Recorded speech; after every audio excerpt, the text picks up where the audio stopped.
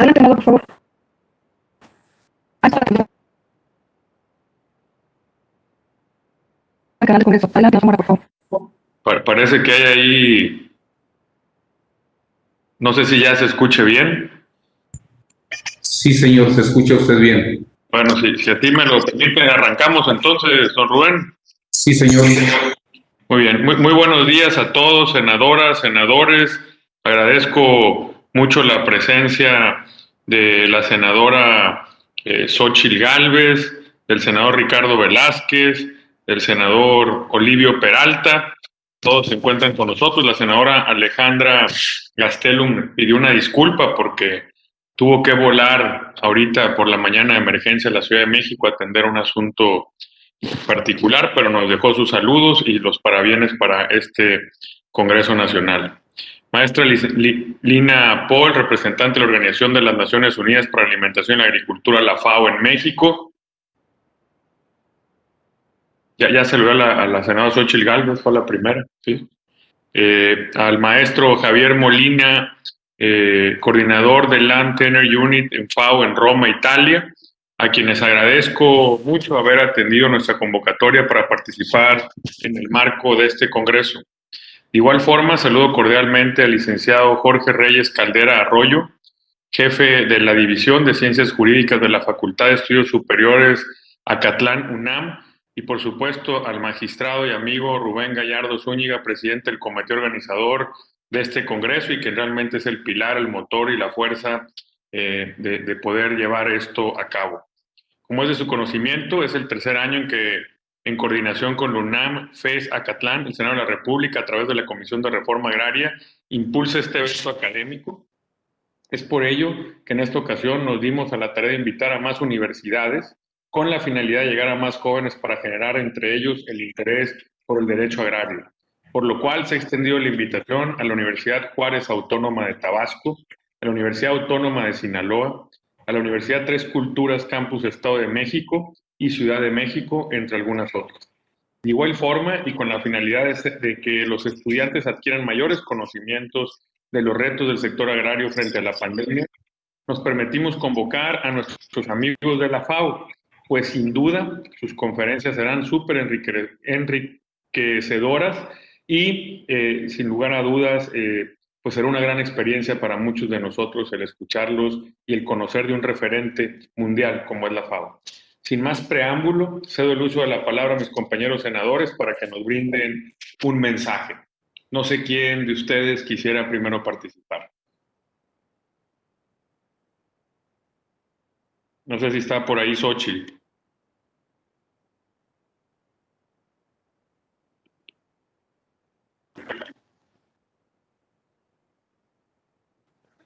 No sé si Araceli o alguien nos puede ayudar ahí con la comunicación.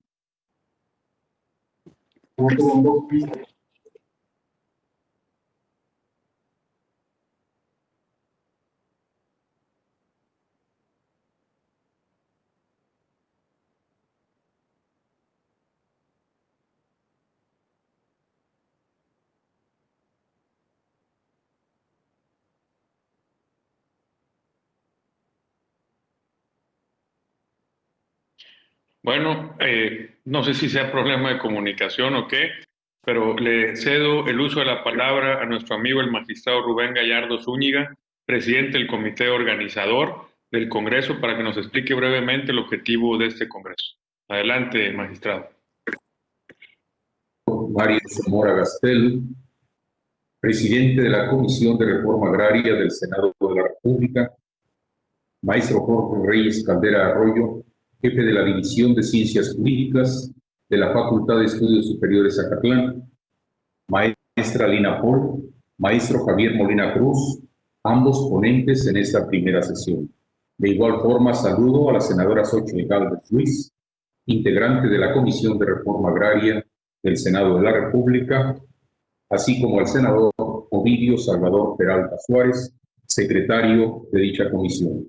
Maestros y estudiantes universitarios, señoras y señores congresistas, amigos todos, en el marco del 22º Congreso Nacional de Derecho Agrario en México y quinto internacional, quienes estamos vinculados con el derecho agrario en el orden académico y de la investigación, así como los impartidores de justicia en la materia y los servidores públicos de las instancias administrativas del sector, estimamos necesario hacer un descanso en el camino para poder analizar su surgimiento, además de su evolución e importancia, así como la legislación agraria en su conjunto, particularmente en los últimos 28 años, como resultado de la reforma constitucional y legal de 1992, creándose como consecuencia una nueva cultura y una nueva institucionalidad agraria. Estamos ciertos que a lo largo de los próximos días, las y los señores ponentes, teniendo como tema central el derecho agrario frente a la pandemia, habrán de abordar temas de suyo importantes, enmarcados todos en los siguientes ejes temáticos: nuevos paradigmas del derecho agrario y lo agropecuario, medios alternativos para la solución de controversias, la actividad registral y desarrollo sostenible, hacia la digitalización de la justicia en materia agraria y derechos de los sujetos agrarios. Un aspecto significativo, como en años anteriores, es que contaremos con el dictado de conferencias magistrales. Vaya nuestro reconocimiento y gratitud a todas las instituciones académicas de investigación e instancias convocantes de este Congreso, una vez más por su confianza y solidaridad, lo que nos ha permitido dimensionar la importancia y necesidad de seguir impulsándolo, de esa manera seguir cumpliendo con su objetivo, como es vincular el conocimiento práctico de los servidores públicos de las dependencias de los sectores agrario y agropecuario, de los tribunales agrarios, de los académicos e investigadores, con la comunidad universitaria y con los diversos actores sociales del sector rural de nuestro país. En esta anualidad, de manera importante y significativa, por el problema de salud motivado por la pandemia del COVID-19. Compañeros y amigos universitarios, señoras y señores congresistas, estamos ciertos que al cumplir con el objetivo anterior, se estará dejando constancia de la importancia del derecho agrario y de la necesidad de seguir impulsándolo en el quehacer diario, así como en los campos de investigación y docencia, espacios que nos permitan lograr su consolidación y de esa forma esta disciplina jurídica podrá responder a las nuevas necesidades y en la atención de los asuntos relacionados con los bienes de propiedad social, véanse ejidos y comunidades, como resultado de las diversas reformas legales que inciden en materia agraria. De igual forma, quiero dar cuenta a todos ustedes que en esta ocasión, paisanos y amigos que viven y trabajan en la Unión Americana están siguiendo este evento, así como compañeros y amigos de diversas universidades, tal como lo señalaba el señor senador don Mario Zamora Gastelum, así como de las dependencias del sector agrario y de organizaciones campesinas. Para todos ustedes, nuestro mayor reconocimiento y gratitud por ser participantes de este evento académico. No omito expresar a ustedes que en el marco de este evento académico se ha seguido impulsando el otorgamiento del reconocimiento del agrarismo mexicano Andrés Molina Enríquez, a quien o quienes han realizado aportaciones significativas en favor de la clase campesina en este gran país, México. En consecuencia, en la ceremonia de clausura se habrá de hacer entrega de dicho reconocimiento. Por todo ello, muchas gracias a las diversas instancias convocantes, a quienes hacen posible su realización y a todos ustedes. Por mi raza hablará el espíritu. Muchas gracias, señor senador.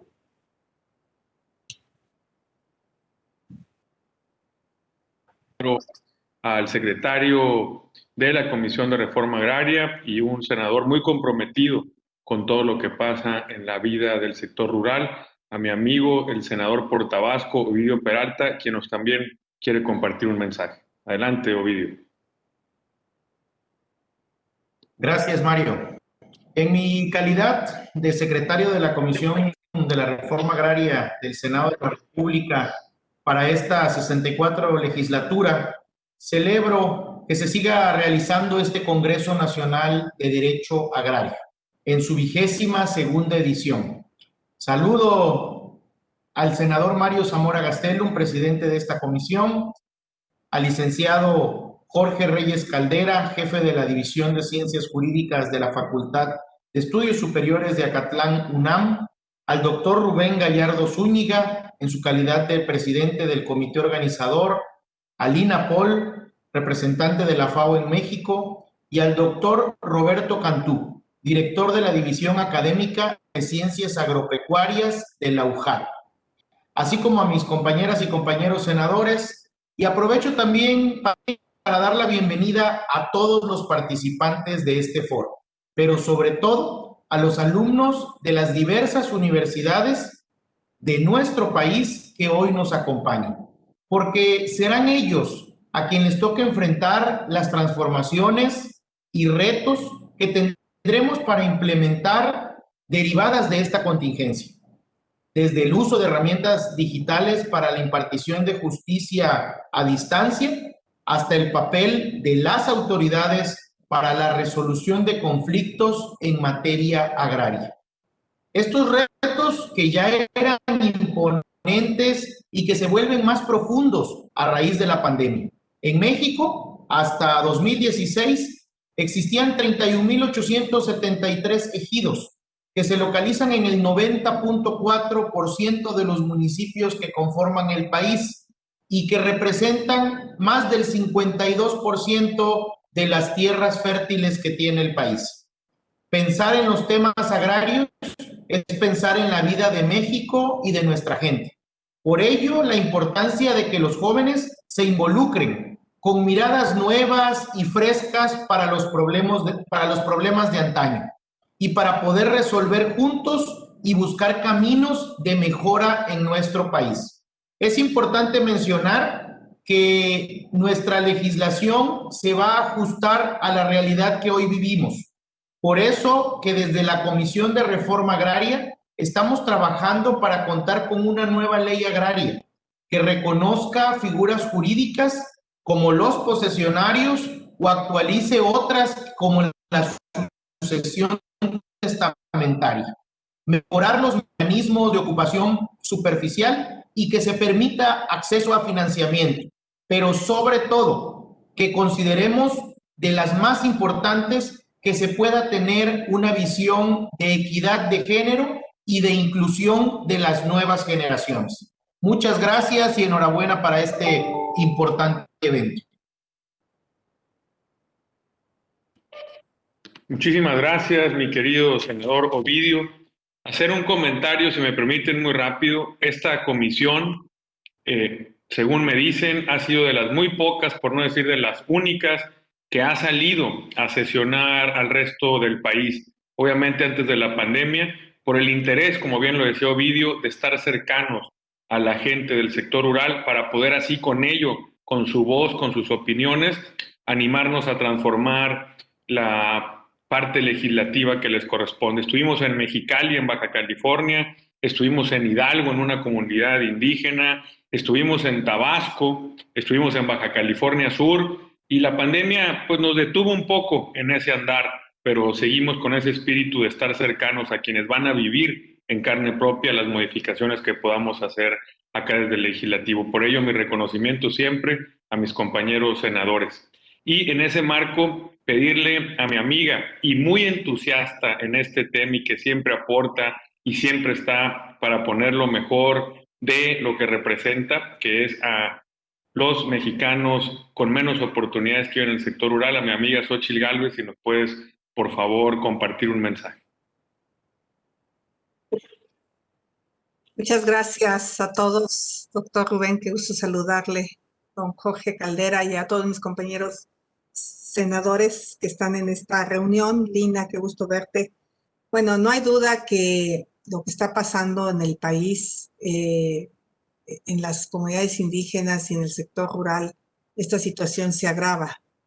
se agrava porque son los que tienen menos acceso a sistemas de salud. Y seguramente muchas familias después de esta pandemia estarán endeudadas. Habrá que ver que no hayan cedido la tierra como es común. Cuando tienes un pedacito de tierra, lo endosas a cambio de que te den dinero y sacar a tu enfermo de la gravedad. Eso ha sido algo que siempre ha habido un abuso por parte de supuestos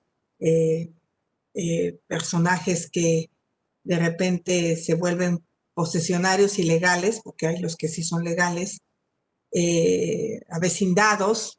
Ahí tuvimos el caso de un diputado federal de Chiapas que por ser avecindado, pues sacó una carta de que era indígena y eso le permitió usar una de las candidaturas indígenas. A ese nivel, después la comunidad negó que él fuera indígena y negó que ese documento hubiera sido otorgado por la comunidad. Entonces hay todo tipo de abusos en las comunidades indígenas y sí me preocupa que en esta situación de la pandemia estos abusos se acrecenten producto de la necesidad económica de las familias para hacer frente. Hay una falta de derechos laborales claros a los jornaleros agrícolas. Es algo que hemos abordado con el director del Seguro Social en la pasada comparecencia. Veo la necesidad de hacer algo similar como lo que hicimos con trabajadoras del hogar, donde pueden tener varios patrones y donde pueden tener, cambiar 2 o 3 patrones a la semana o al mes, que eso es lo que ha dificultado en muchísimos casos.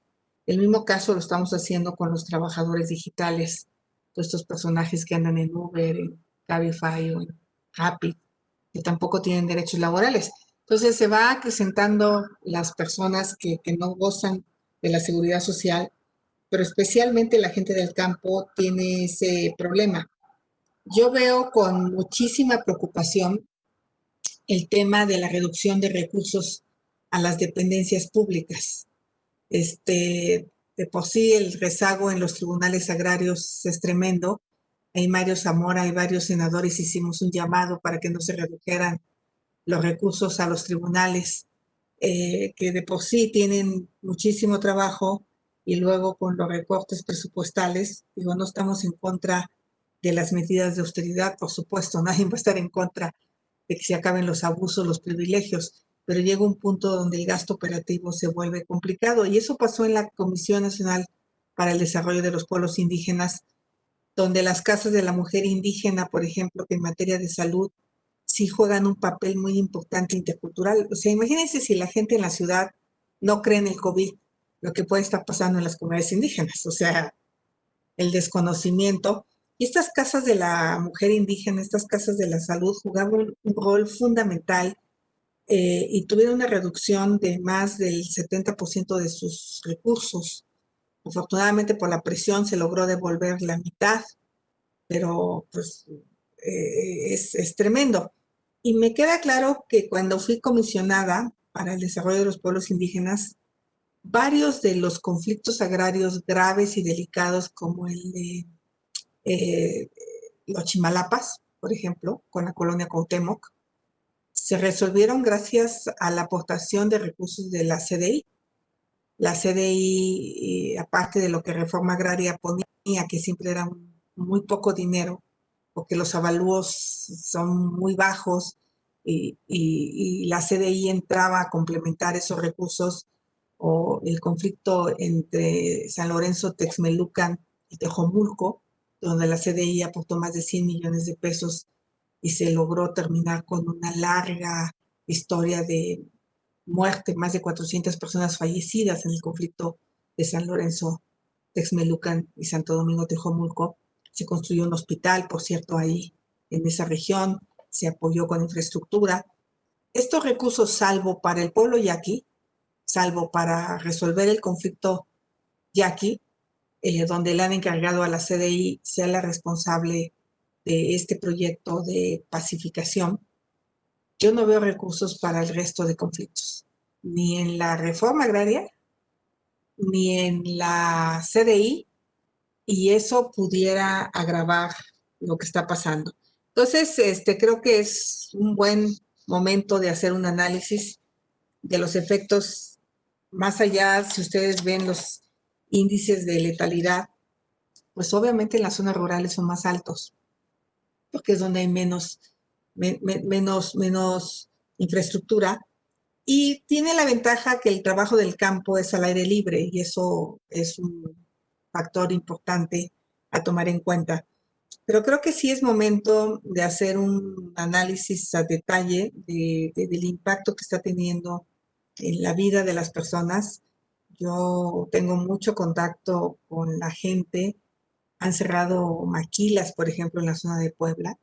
La gente está migrando hacia el norte del país con todos los riesgos que conlleva ante la falta de empleo. O sea, el impacto que he tenido en la zona rural, el poco trabajo que se tenía en la maquila, en el campo, se ha reducido y yo sí puedo adelantar que los recursos que el gobierno federal entrega son absolutamente insuficientes para el tamaño de la tragedia. Aunque se duplique el recurso a los adultos mayores, 1,400 pesos mensuales no son capaces de subsanar cuando alguien enferma y tiene que comprar una cantidad interminable de medicamentos, de oxígeno. O sea, entonces sí me parece importante este foro, este congreso, estaré muy atenta y creo que ojalá ya muy pronto tengamos noticias, Mario, de legislar lo que tenemos pendiente. Esta nueva ley agraria, creo que es el momento para tener en la mesa una propuesta ya conjunta y platicarla con los especialistas e ir para adelante. Veo que se dan avances en otros temas muy agresivos. Me parece bien. Yo en particular en el outsourcing estoy de acuerdo en que se trabaje duro contra los evasores que no pagan los derechos la seguridad social de sus trabajadores, que le dan la vuelta. Se han planteado temas importantes en el Senado que han sido polémicos. Yo creo que es el momento de plantear esta ley, nueva ley agraria, en beneficio de los que menos tienen. Muchas gracias.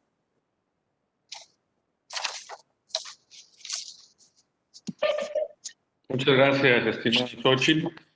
Pues no habiendo mayores participaciones y siendo las 10:31 en Sinaloa, las 11:31 horas del 23 de noviembre del año en curso, declaro formalmente inaugurados los trabajos de este Congreso Nacional de Derecho Agrario en México, el derecho agrario frente a la pandemia. Y pasando justamente al primer punto de este Congreso, le pediría con mucha humildad a la maestra Lina Paul, representante de la Organización de las Naciones Unidas para la Alimentación y la Agricultura, FAO, en México, por favor de podernos brindar la primer conferencia del día de hoy, para lo cual le pasamos el uso de la voz. Muchísimas gracias. En primer lugar, gracias por la invitación. Enorme placer estar con ustedes. Un saludo muy especial a usted, senador Mario Zamora, al magistrado Rubén Gallardo, presidente organizador, por supuesto a mi querida amiga, la senadora Xochitl Gálvez, tremenda mujer, luchadora, y al senador Ovidio Peralta. Gracias de verdad. Me dijeron que ustedes van a pasar la presentación, senador Zamora. Gracias. Gracias. Bueno, a ver, sin duda, el derecho agrario es un tema fundamental. Pero creo que con la pandemia se ha demostrado también la necesidad de legislar en torno al derecho a la alimentación. Un tema que está en la Constitución de la República Mexicana en el artículo 4, pero que está pendiente la ley reglamentaria de este artículo. Yo creo que eso es un tema ahora que nos llama a la urgencia, sobre todo por la pandemia, pero más aún por el tema de las implicaciones económicas que esta pandemia va a tener y que ya está teniendo, y que es un tema planetario, no es solo de México. Y además por algo que hemos visto muy duro este año, que es el tema del gran desafío que está enfrentando la humanidad, el planeta, que es el cambio climático. Lo hemos visto en las tremendas inundaciones en Tabasco, en Chiapas, en algunos otros estados. Lo hemos visto también en nuestros hermanos de Centroamérica, el impacto que esto ha tenido. Y entonces voy a hablar un poco de por qué este derecho a la alimentación es fundamental. 15 países en América Latina y el Caribe tienen legislaciones en torno al derecho a la alimentación, y a estos países, ojo, fíjense lo que les digo, a estos países les ha ido mejor en términos de asegurar este derecho frente al COVID-19. Siguiente, por favor. Y es que en 2019, 600 millones de personas pasaban hambre. No veníamos bien, debo decirles. La pandemia nos encuentra después de más o menos 5 años en que el nivel de pobreza y hambre estaba aumentando, no estaba disminuyendo. Recuérdense que hay un objetivo de desarrollo sostenible, el objetivo 2, que es hambre cero para el 2030. Y francamente, no se estaba cumpliendo. Hay un informe de la FAO, el SOFI, que dice, si seguimos en el camino en el que estamos, no vamos a cumplir el hambre cero para el 2030. Hambre en el mundo, y estaba aumentando ya desde 5 años atrás, antes de la pandemia. En América Latina y el Caribe, esto estaba afectando a 47.7 millones de personas. Una cosa increíble, vaya, en pleno siglo XXI, con el nivel de tecnología que tenemos, con la producción que tenemos, que todavía hayan casi 48 millones de personas en 2019, francamente no se vale. Siguiente, por favor. Y las previsiones, porque este informe se realizó antes de la pandemia, pero con el COVID se podría llegar a un aumento a finales de este año de 130 millones de personas, 130 millones de personas afectadas por el hambre. O sea, vamos muy lejos de cumplir la meta hambre cero. Siguiente, por favor. En América Latina y el Caribe afectará a casi 67 millones de personas en 2030. Esto antes de la pandemia. Es decir, 20 millones más que en el 2019.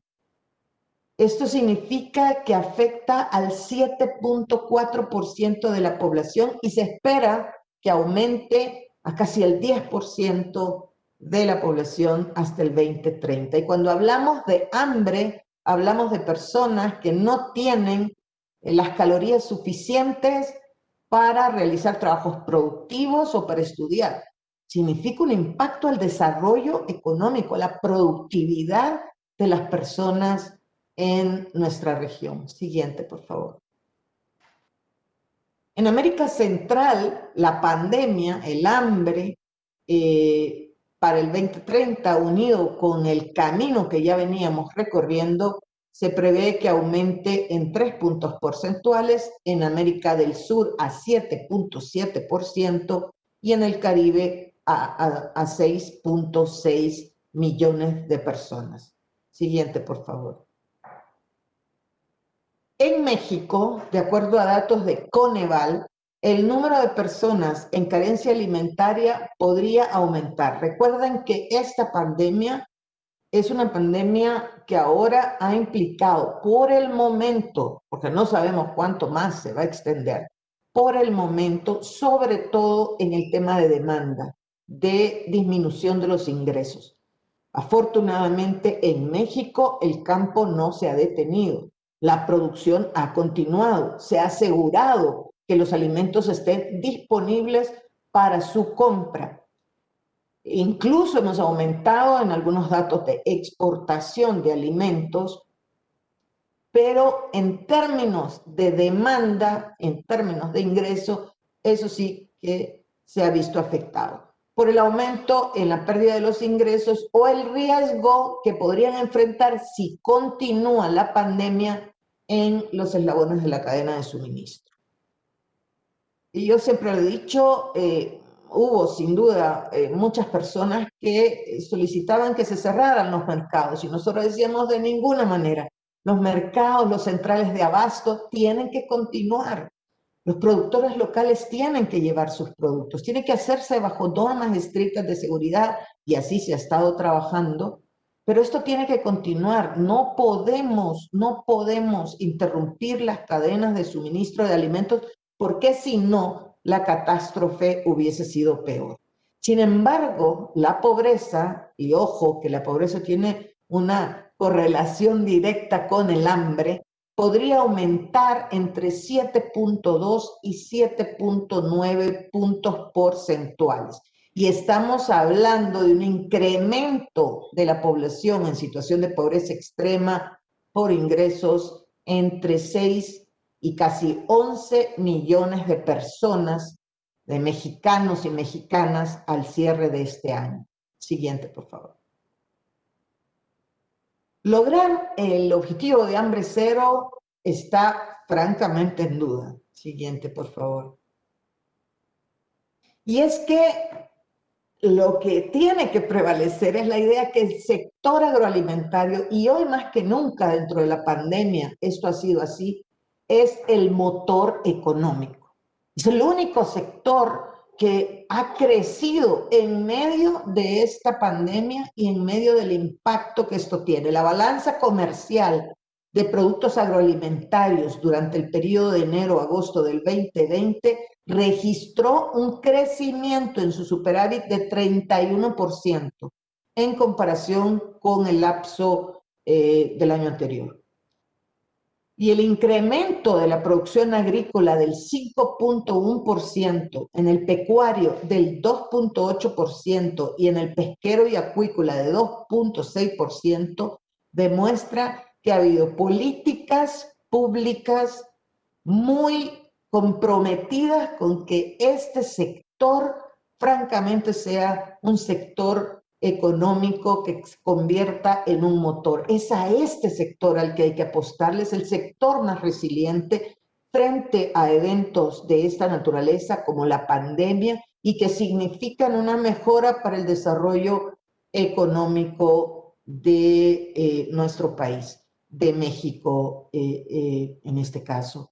Y francamente la política pública establecida por la SADER ha sido un esfuerzo extraordinario, extraordinario. Los datos que aquí les estoy ofreciendo significan, están detrás de ellos un trabajo coordinado, un trabajo muy fuerte y unos programas que ya habían sido establecidos como el programa de producción para el bienestar o el de precios de garantía o el de fertilizantes, el programa Sembrando Vida, Segalmex a través del ICONSA y ICONSA, o sea, un trabajo realmente para llegar a todos los espacios.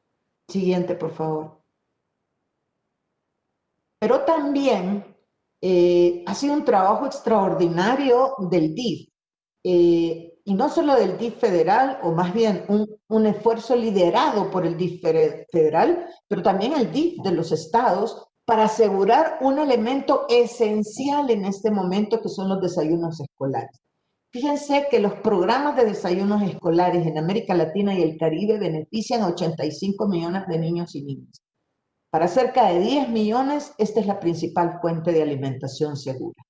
DIF ha continuado las operaciones de los programas de asistencia alimentaria, pero eso tiene que reforzarse, tiene que ser además por ley. Esto no tiene que ser un programa de gobierno, esto tiene que ser un programa establecido para asegurar que se beneficie alrededor de 6 millones de niñas y niños, porque esta es la alimentación, la fuente de alimentación segura que van a recibir en el día y que les permitirá convertirse en ciudadanos y ciudadanas productivos en beneficio de México. Siguiente, por favor.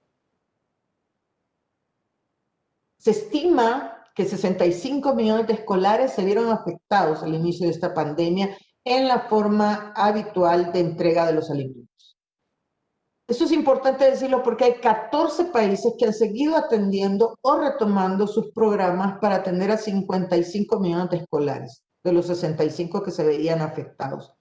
Algunos países que han mantenido estos programas son San Cristóbal y Nieves, Costa Rica, Guatemala, Argentina, Brasil, Chile, por supuesto México, y son los países que han tenido una mejor resiliencia frente a esto. Siguiente, por favor.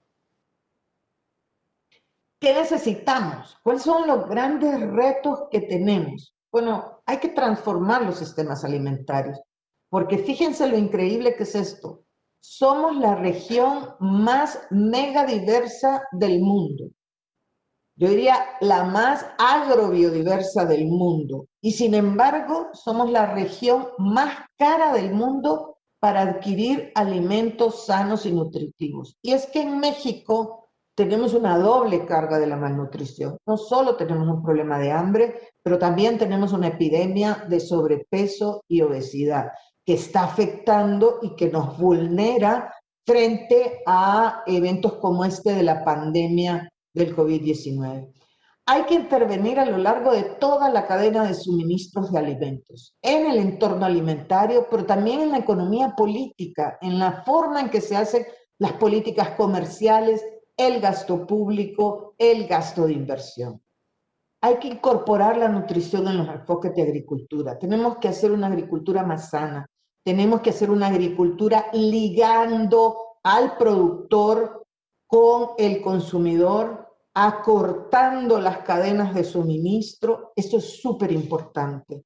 Hay que reducir, obviamente, los factores que aumentan los costos en la producción. El almacenamiento, el transporte, la distribución y la comercialización de alimentos. Fíjense, recientemente presentamos un proceso que hemos hecho con la SADER para, por un lado, ofrecer información agroclimática para la toma de decisiones en la agricultura, algo fundamental, pero también el tema de almacenamiento para pequeños productores y asegurar que estos pequeños productores realmente logren tener. ¿Y cómo certificamos a estos pequeños productores en almacenamiento? Pero también hay que hablar sobre el tema del transporte, la distribución y la comercialización. Siguiente, por favor. Necesitamos reducir las ineficiencias y la pérdida y desperdicios de alimentos, con lo que perdemos y desperdiciamos alimentos, podemos cubrir lo que falta cubrir para que no exista hambre en el mundo. 40% de lo que sembramos se pierde o se desperdicia. Y cuando hablo de pérdida, hablo de toda la cadena, desde la cosecha hasta el comercio minorista, sin incluirlo. Y cuando hablo de desperdicio, hablo del comercio minorista hasta los hogares. Y en este momento de pandemia no se puede, no se debe hacer una pérdida y desperdicio de alimentos. Estamos promoviendo también la necesidad de una ley que regule el tema de las pérdidas y desperdicios de alimentos. México ha apostado en estos últimos años, ha volteado su mirada al sur-sureste de México, ha volteado su mirada a los pequeños productores. Es una deuda que se tenía por décadas y es necesario prestar el apoyo a los pequeños productores locales para que cultiven, para que vendan alimentos nutritivos. Hay que garantizar su acceso a los mercados. Y eso es un tema fundamental. Incluso hay que asegurar instrumentos innovadores, mecanismos financieros innovadores para asegurar que estos productores locales puedan tener acceso a los mercados y ligarlos con las grandes empresas tractoras, con las grandes empresas de este país, de manera de cerrar el circuito y poder tener una relación entre pequeños productores y grandes productores en condiciones de justicia. Hay que fomentar un cambio de comportamiento a través de la educación y la comunicación. El señor presidente de la República, el señor Andrés Manuel López Obrador, lo dijo recientemente, han impulsado una campaña para cambiar ese comportamiento a través de la educación y la comunicación, y hay que integrar la nutrición en los sistemas de protección social y en las estrategias de inversión a escala nacional. Ya lo decía la senadora Xochitl, mire, las condiciones de las trabajadoras agrícolas, de las jornaleras agrícolas rurales, mujeres, es una cosa impresionante. Solamente 3% de las jornaleras agrícolas tienen un contrato, 3%. Eso significa condiciones deplorables que nosotros tenemos que fortalecer en esos sistemas de protección social y en esas inversiones a escala nacional. Ya estamos trabajando con los organismos del gobierno para construir un sistema de protección social para las jornaleras agrícolas y lo estamos haciendo con el gobierno de Oaxaca y de Jalisco, Oaxaca como estado expulsor, Jalisco como estado receptor. Siguiente, por favor.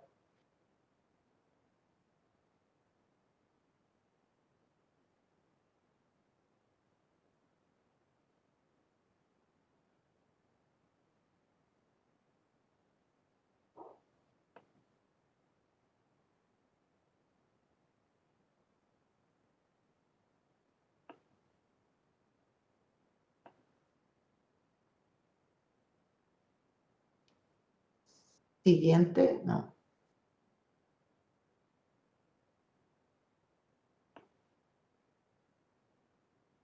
Miren, bueno, para finalizar, quizá solo decir, hay mucha tarea por delante. Yo siempre he dicho que si uno quiere conocer al país en donde está, lo primero que tiene que hacer es leer su legislación.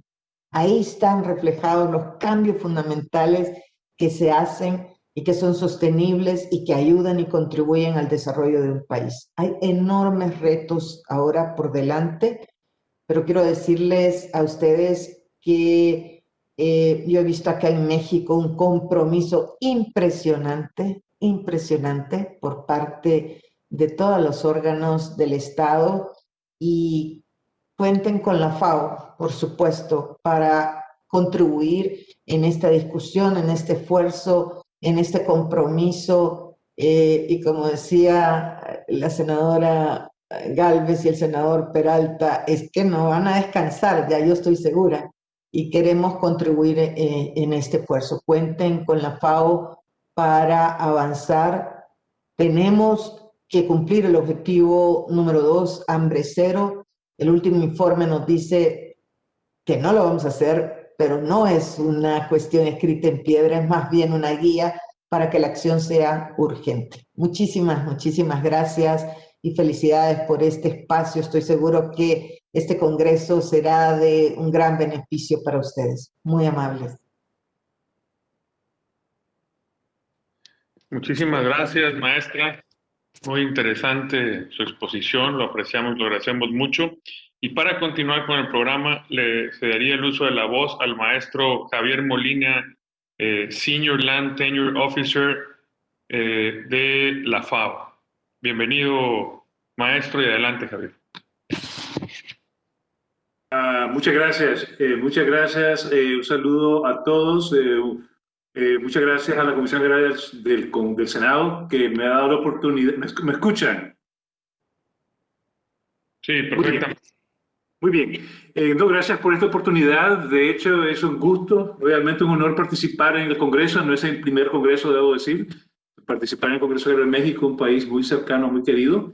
Y hoy quiero compartir con ustedes algunas experiencias de la FAO en abordar el tema de formalizar los derechos de propiedad, particularmente de pequeños agricultores, de comunidades rurales, de comunidades indígenas, cuya propiedad es propiedad comunal, viéndolo en el contexto del impacto que ha tenido el COVID en muchos países en general, porque realmente la pandemia ha afectado a todos los países en una u otra medida, pero voy a enfocarme en qué lecciones tenemos a la mano para poder fortalecer los sistemas de administración de tierra, formalizar los derechos de propiedad de manera que incorporemos una visión que no teníamos antes, y es la dimensión social y la función ambiental de la tierra y sus recursos. Previamente, los sistemas de administración de tierras enfatizaban los derechos de propiedad, el derecho de posesión, de uso,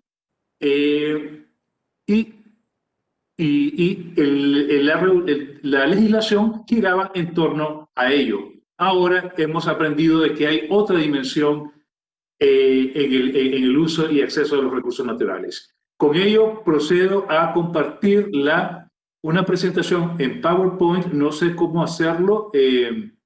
Pido ayuda al colega Brian, que creo que puede ayudarme para compartir la presentación en pantalla. Porque no estoy seguro que lo puedo hacer desde mi computadora.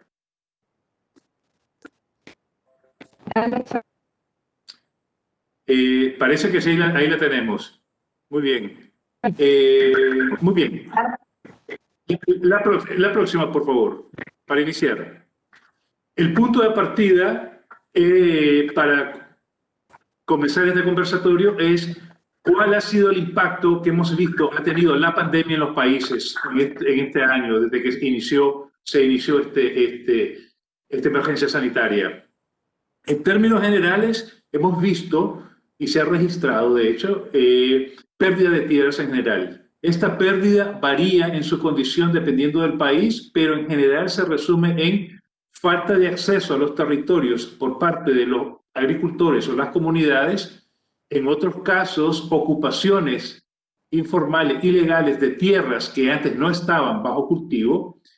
En otros casos, esa pérdida se ha manifestado en la expansión de la frontera agrícola, con pérdidas en lo que serían reservas de bosques, reservas de biodiversidad, los cuales son claves para la recolección, captación y conservación de agua. Y ustedes saben muy bien que tener tierra sin agua es un problema. Que la tierra tiene sentido y es de valor en tanto se tiene acceso a agua. Y uno de los grandes problemas que se han visto en los últimos meses es la expansión de la frontera agrícola a expensas de los bosques y los que han sido áreas de captación y reserva de agua.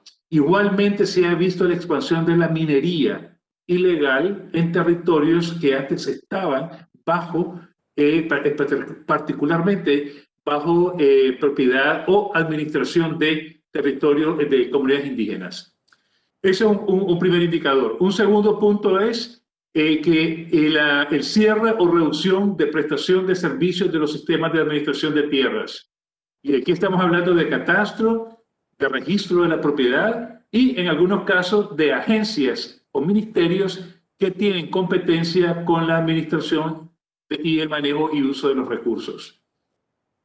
Una contracción de los servicios significa que el Estado, la capacidad del Estado de brindar apoyo a sus ciudadanos y a sus territorios se ha visto reducida básicamente a la capital nacional o capital de estados o departamental.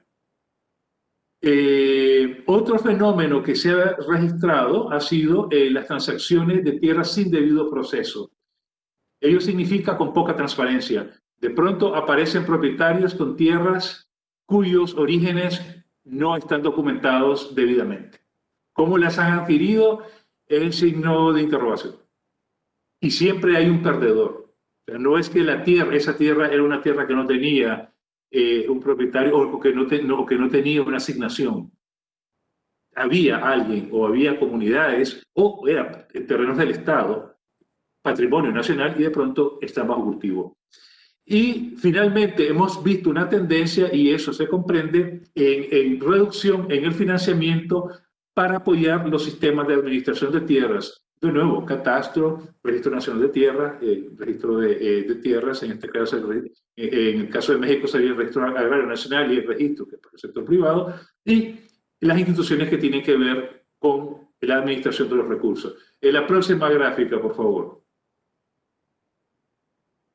Bien, ¿cuál sería la alternativa para el futuro? O sea, nos preparamos ya para el 2021 y bueno, ante esta consecuencia y considerando la forma en que hacíamos la administración de tierras previamente, ¿cuáles son las opciones?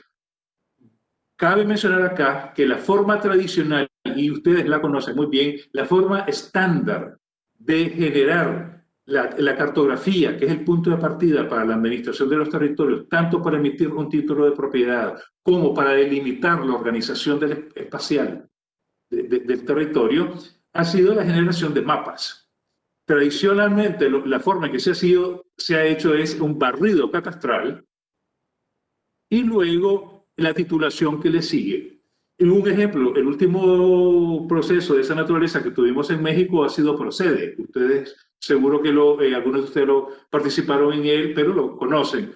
Y saben que el Estado mexicano hizo un gran esfuerzo institucional, financiero, para ejecutar ese programa, el programa Procede, que es la titulación del sector ejidal a partir del 94-95, si no me equivoco, y llevó hasta la década del 2000, 2004, 5, 6, 7, con casos residuales donde habían conflictos y litigios, había litigios, ¿no?, sobre linderos.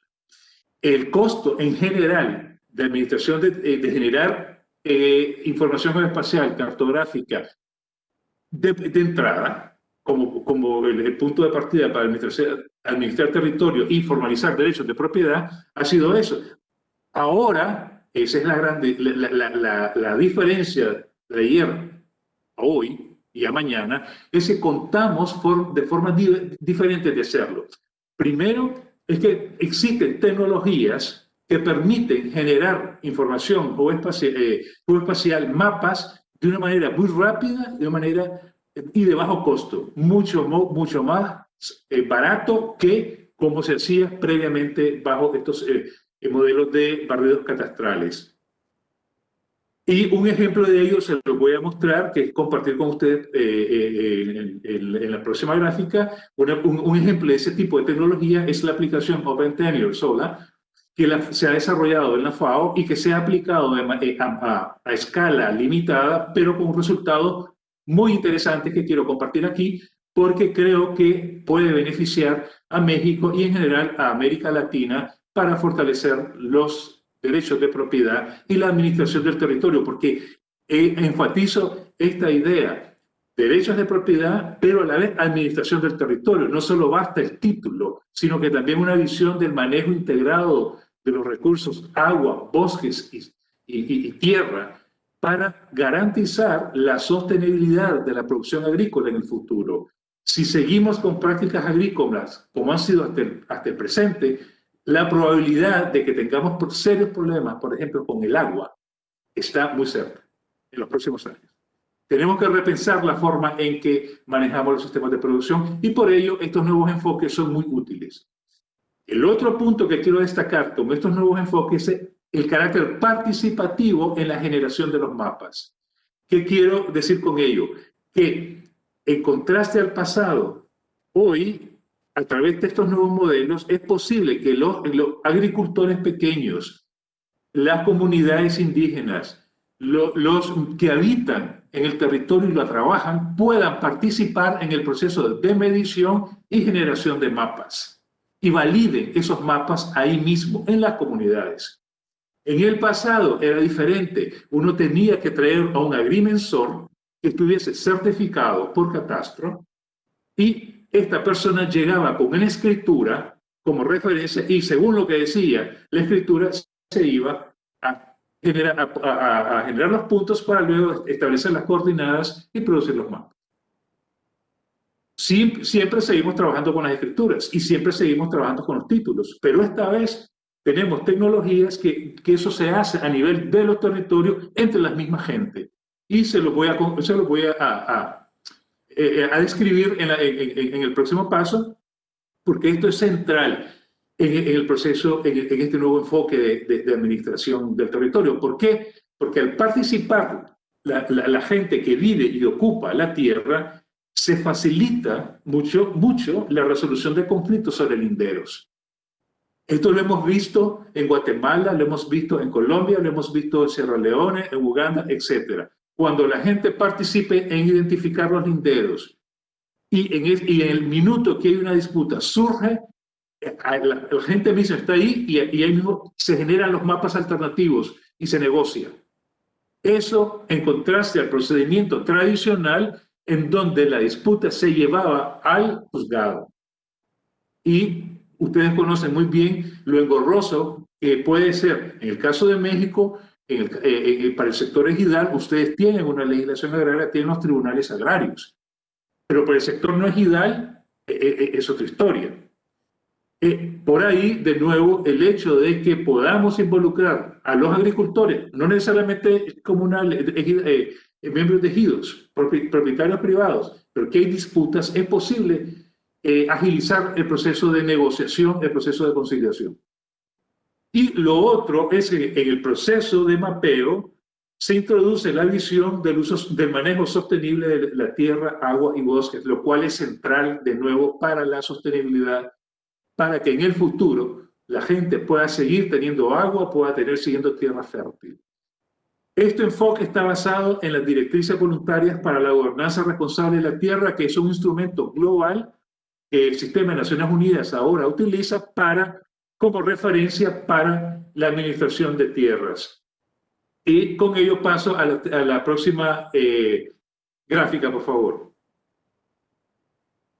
Muy bien. Esto es un poco el detalle de cómo las nuevas tecnologías nos permiten tener ahora estas nuevas formas de generar mapas y de tener una nueva forma de administrar los recursos naturales. En el caso del Solar Open Tenure, esta es una aplicación específica desarrollada por la FAO, pero hay otras aplicaciones en el mercado, pero no es la única. Uso esta como ejemplo porque es la que conocemos, es la que hemos utilizado y por lo tanto podemos hablar con conocimiento de causa. Pero de nuevo no es la única. Hay equivalentes en drones, por ejemplo. Esta aplicación implica una base tecnológica muy simple que es una computadora. Ahí tienen una gráfica y una tableta, que son los dos instrumentos básicos para registrar la información de tierras, ya sea de la escritura, ya sea del título de propiedad o de la asignación que tiene la persona, el tipo de documento que tiene la persona, con un código abierto, y a través de esta aplicación se introducen las coordenadas para que este instrumento, esta tableta está conectada con el satélite. La aplicación permite la conexión con GPS, que permite en el territorio, a nivel de las comunidades, recoger la información, ingresarla y comenzar a identificar cuáles son los linderos. Próxima gráfica, por favor. Ahora, eso es importante porque especialmente cuando estamos hablando de territorios bajo forma de propiedad comunal. ¿Por qué? Porque en los títulos individuales, propietarios privados, donde hay una escritura pública, una escritura notariada e inscrita en un registro, en general esas escrituras tienen más o menos definidos todos los linderos y los límites, las demarcaciones de la propiedad. Pero cuando hay territorio comunal, propiedad comunal, especialmente cuando hay áreas de uso común y uso individual, a veces los linderos no están claros, especialmente cuando hay movilidad. Por ejemplo, en el caso del sector ejidal de México, yo recuerdo que, por ejemplo, cuando se hizo Procede, se hizo un mapeo y se generó cantidad de información que en cuestión de 4, 5, 6 años, parte de esa información estaba desfasada, porque hubo transacciones intraejidales. Algunos miembros de ejido emigraron, se fueron, otros traspasaron, y esa información no fue actualizada. Entonces, de pronto, los linderos que se demarcaron en su momento desaparecieron y nuevos linderos, de hecho, surgieron. Los de derecho quedaron en el registro. Entonces, con esta aplicación, lo que hacemos, especialmente en situaciones de propiedad comunal, nos permite ingresar esa información de modo tal de que luego se demarca con la participación de todos. Ahí no solamente del agricultor, sino que puede ser la esposa del agricultor, el hijo del agricultor. Y en el caso, lo hemos visto en Guatemala, por ejemplo, y en Colombia, en el Quiché, en las Altas Verapaces, porque a modo piloto se utilizó esta herramienta en Alta Verapaz, sí, en las Verapaces y en Chichicastenango, creo que Chichicastenango, no recuerdo bien, en donde, ¿qué pasa? Y esto es un poco anecdótico, pero es interesante. ¿Por qué razón? Porque estamos hablando de nuevas tecnologías, estamos hablando de un laptop y estamos hablando de una tableta. Y en general, en las comunidades, en general, la gente, los jóvenes son los que tienen mayor, digamos, interés, propensión a aprender el uso de las nuevas tecnologías, a manipularlas, a usarlas y emplearlas. En cambio, hemos visto que agricultores, especialmente mayores de 50 años, como que el proceso de captar cómo utilizar esta aplicación, por ejemplo, es mucho más difícil. Entonces nosotros vimos que había una complementariedad en el uso de la herramienta a nivel de campo, porque los jóvenes en cuestión de 2 semanas, con programas de capacitación de 2 semanas, ya estaban utilizando la herramienta. Y ya se iban al campo, ya podían fácilmente identificar linderos, generar coordenadas, etc. Eso se complementaba con el conocimiento del territorio de los papás y de los abuelos. Porque muchos de los jóvenes, estoy hablando de una persona de 20, 22 años, no conocía la herencia o la transacción que se hizo hace 20 a 30 años. Pero el papá, el abuelo sí lo sabe y sabe dónde existían los linderos en ese momento. Y ahí es donde vemos cómo la participación de las comunidades y la complementariedad entre la habilidad del joven de manejar la nueva tecnología y el conocimiento histórico del uso y el manejo de la finca o del territorio por parte de los abuelos se complementaban. Y era posible generar mapas que eran aceptables en las negociaciones de manera mucho más rápida que se hubiese hecho de una manera más convencional, de traer a un agrimensor, mide, luego se regresa a la capital, genera un mapa en catastro, luego planificar una visita, reunir a la comunidad, negociar, es otro proceso. Por ello, el carácter participativo es esencial y de conocimiento del territorio, zonas de captación de agua, por ejemplo, zonas de peligro de inundaciones, etcétera, porque eso luego en los mapas de planificación de uso es posible organizar el territorio de manera sostenible en función de sus capacidades y sus características topográficas. Y obviamente de infraestructura existente. Próxima gráfica, por favor.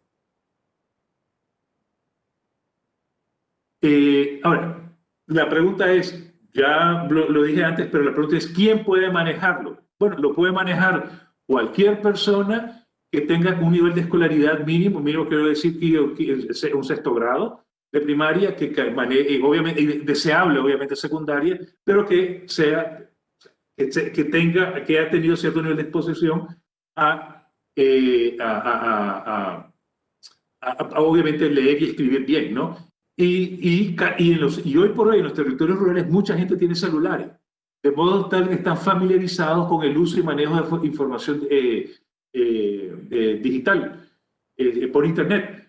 Entonces, en nuestra experiencia, y aquí ven fotos, ahí tenemos fotos de Guatemala, tenemos fotos también de Uganda y Sierra Leone, solamente como ilustración, ¿no?, de jóvenes en talleres de capacitación aprendiendo a utilizar esta herramienta. Y estamos hablando de un periodo de 2-3 semanas. Estos jóvenes que son de las mismas comunidades ya estaban con capacidad de manejar este instrumento.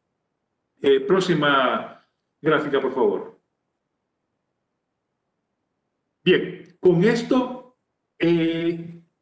esta gráfica quiero darles una idea de los resultados que hemos tenido para generar información georreferenciada para la administración de los territorios, porque esto es importante, de nuevo, formalizar derechos de propiedad, emitir títulos comunales o títulos o individuales, dependiendo de cuál sea la forma de propiedad vigente, puede ser, varía de caso a caso, pero y por eso estoy mostrando aquí dos tipos, uno en Uganda, otro en Sierra Leone. En el caso de Guatemala, la experiencia se circunscribe, a las Altas Verapaces, yo creo que es Chichicastenango, y de por ahí tienen un poco, y también en Ghana.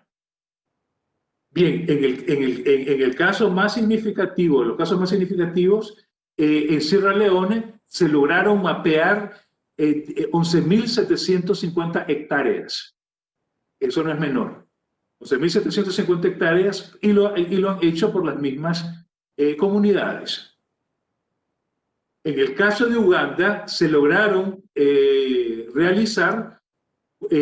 emitir 4.706 mapas allá son certificados individuales de tierra, lo que equivaldría en México a un título de propiedad individual para un propietario, generada por las mismas comunidades.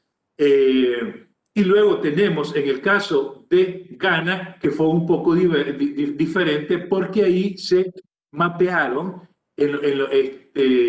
granjas pesqueras que fueron cartografiadas para la administración de las granjas pesqueras. Entonces, aquí llevamos de nuevo la visión de fortalecer derechos de propiedad, que la gente conozca cuáles son sus tierras, sus fincas, hasta dónde llegan los linderos, cuál es mi parte individual, cuál es la parte compartida, pero también las características biofísicas del territorio, incluyendo las características topográficas y también recursos de agua y bosques, para planificar luego su uso sostenible. Con ello paso a la próxima gráfica, que habla de costos, porque esto es importante. Si el costo de esta aplicación es caro, bueno, no cualquiera lo puede hacer, francamente. En cambio, si el costo es reducido o relativamente bajo y accesible accesible, ¿no?, a las instituciones, es otra historia, ¿no? Y por ello quería compartir con ustedes lo que costó, en este caso, la experiencia en Uganda y en Sierra Leone. En el caso de Uganda, el costo por parcela, en este caso por título, porque aquí la parcela en Uganda tenía un tamaño promedio de 1.01 hectáreas de tierras. Y mapear y generar un mapa por cada propiedad individual costó 8.20 centavos de dólar. Ya ustedes me dirán si eso es caro o no, dependiendo del contexto mexicano, pero les da una referencia. En el caso de Sierra Leone, las parcelas promedio son mucho más grandes. Una parcela, el tamaño promedio de una parcela en Sierra Leone es de 65 hectáreas. Entonces, de por ahí, el costo de cada parcela, debido a su dimensión, andaba por 735 dólares. Si lo reducimos por hectárea, el costo andaba 11 dólares. Estos son costos en un proyecto piloto a una escala pequeña, una escala limitada, lo cual nos permite inferir de que si expandimos el número, el área geográfica a ser mapeada con los mismos instrumentos, porque estos costos reflejan la compra de los laptops, reflejan también la compra de las tabletas y también los costos de los cursos de capacitación. Al momento que cerramos el proyecto, estos son los costos.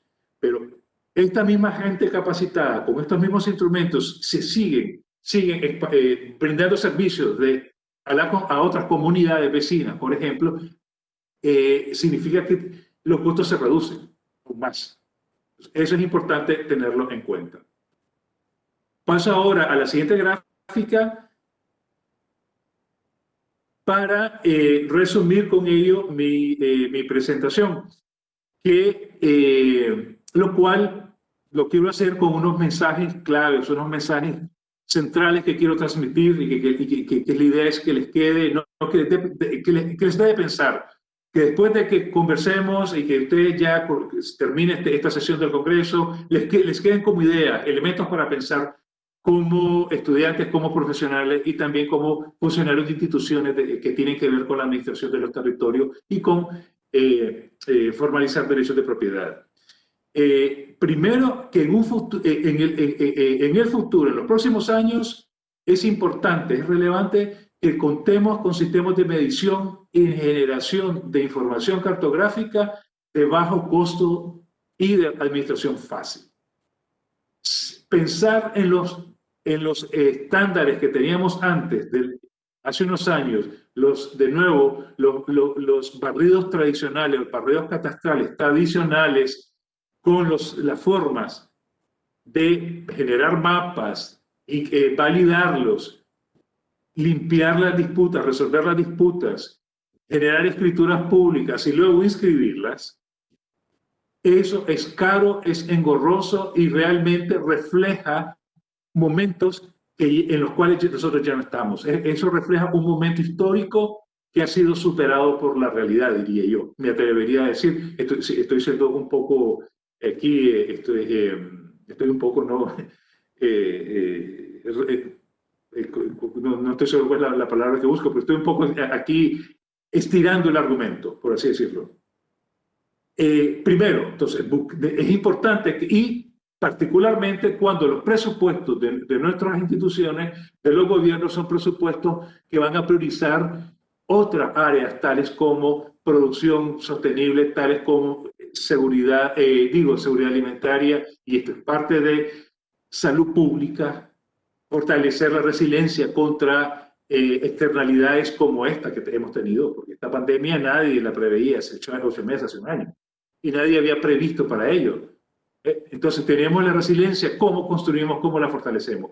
Entonces los presupuestos van a estar bajo presión. Por lo tanto, sistemas de administración de tierras, sistemas de medición, generación de información cartográfica, geodésica, que sean de bajo costo y fácil administración, son básicos.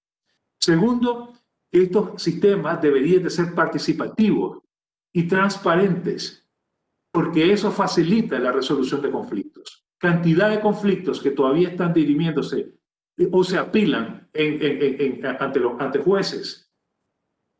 Eso se puede resolver en un futuro si logramos involucrar a los agricultores, a las comunidades, a las mujeres, a los jóvenes, a los abuelos en el proceso de generar esta información.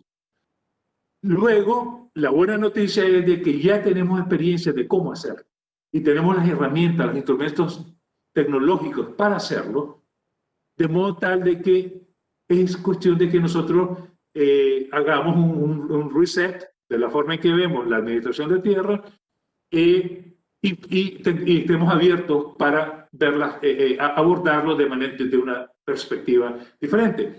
Sin embargo, y aquí está el gran reto que les dejo a ustedes como colegas en el tema, necesitamos revisar y adaptar los marcos legales que tenemos, que reflejen estas nuevas posibilidades, estas opciones. Porque ¿qué pasa? Todavía, y lo hemos visto en Guatemala, lo hemos visto en Colombia, en Panamá, de que los marcos legales todavía operan con la forma en que se hacía administración de tierra hace 30, 40 años.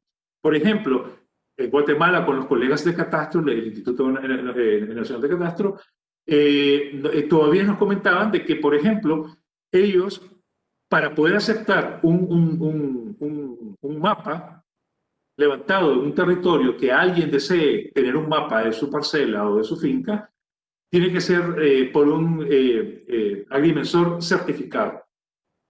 Eso en sí ya reduce el pool de personas que lo pueden hacer y aumenta el costo de quien lo puede hacer.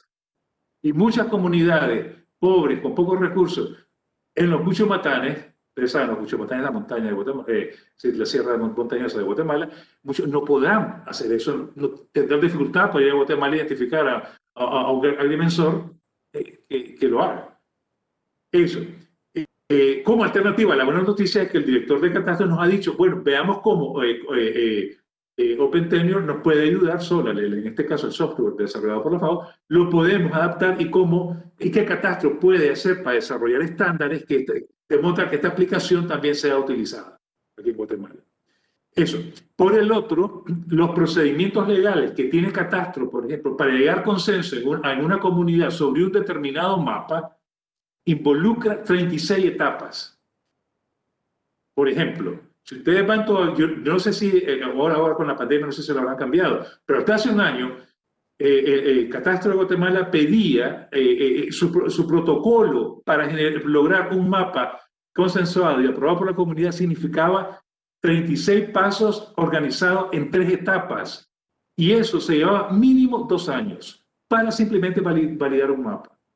Obviamente, con estos procedimientos legales pasa el tiempo y lo que se puede avanzar es poco.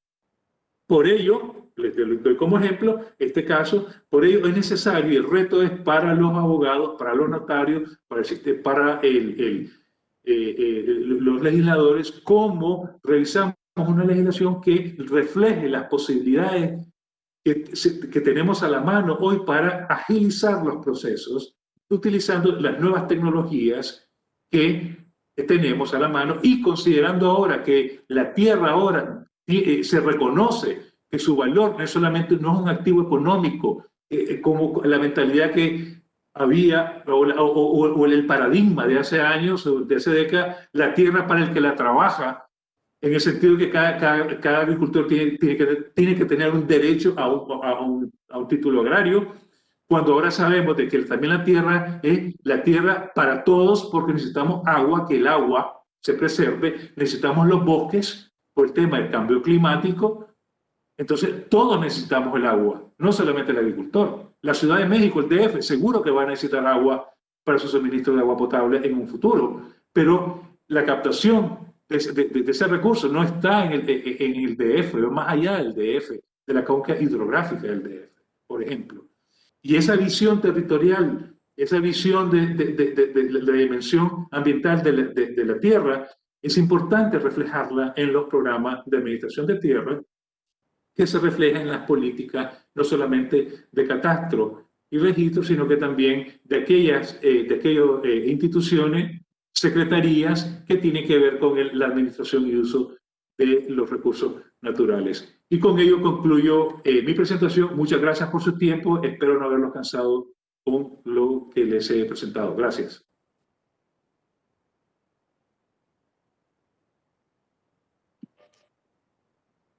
Muchísimas gracias. Muchísimas gracias al maestro Javier Molina. Ambas conferencias muy interesantes. Y siguiendo el orden del día, si me permiten, agradeciendo el apoyo y la presencia de todos, le pasaría yo el uso de la voz a mi compañero secretario Ovidio Peralta, el senador Ovidio Peralta por Tabasco, para que clausure esta primera sesión de este Congreso Nacional de Derecho Agrario en México, el derecho agrario frente a la pandemia. Adelante, Ovidio. Muchas gracias, Mario. Y pues bueno, agradecemos a los organizadores, a los asistentes, a Lina Paul, que nos delineó la importancia del derecho alimentario y los retos que tenemos para que logremos abatirlo, para que las comunidades, nuestros jóvenes, pero sobre todo las niñas y los niños tengan acceso a una alimentación saludable. A Javier Molina, que nos pone en el escenario lo que es una realidad de los territorios ejidales y de los pequeños propietarios en México. No somos ajenos a la situación compleja y que estoy de acuerdo con la urgencia de la regularización, así como que debemos caminar hacia el uso sostenible de los recursos naturales, la importancia de las prácticas agroecológicas para que vayamos cuidando estos desequilibrios que hemos generado a través del tiempo. Y finalmente, reconocer que existe la necesidad de adaptar los marcos legales y liberar estos cuellos de botella que se han ido creando tanto por la ausencia como por el exceso de regulaciones. Y sin más, siendo las 12:29 del día 23 de noviembre del 2020, damos por clausurada esta primera sesión del 22º Congreso Nacional de Derecho Agrario en México. Muchas gracias.